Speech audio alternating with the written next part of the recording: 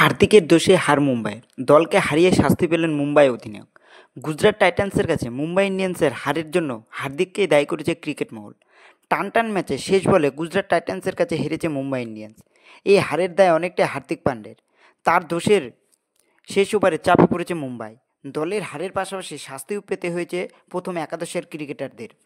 মুম্বাই গুজরাট ম্যাচে বৃষ্টির কারণে দুবার বন্ধ হয়। শেষবার যখন খেলা বন্ধ হয় তখন জিততে গুজরাটের দরকার ছিল 12 বলে 24 রান, কিন্তু বৃষ্টিতে সময় নষ্ট হওয়ায় সেই লক্ষ্য দাঁড়ায় 6 বলে 15 রান।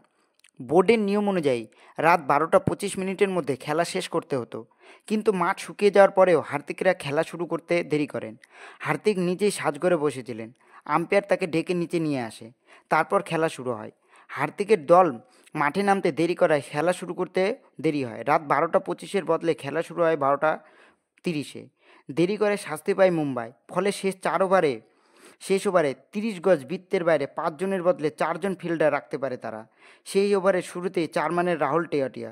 যদিও বাউন্ডারিতে 5 জন ফিল্ডার থাকতো তাহলে 4 আটকানো যেত, সেক্ষেত্রে গুজরাটের ম্যাচ জিততে সক্ষম হতো না।